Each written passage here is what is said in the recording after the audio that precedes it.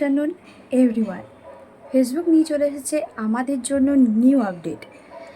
সেই নিউ আপডেটটা হলো, আগে আমাদের কোনো ভিডিও রেস্ট্রিকশন করলে সেটা হয় ডিলিট করে দিতে হতো, না হয় সেটা রিপোর্ট করতে হতো। সেটা ঠিক হতে হতে অনেক দিন সময় লাগতো। এখন আর সেটা হবে না।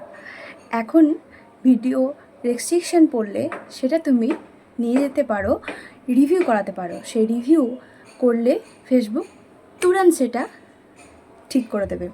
চলো স্ক্রিন রেকর্ডারে দেখে নিই সেটা তুমি কি করে দেখবে আর সেটা কোথায় আছে।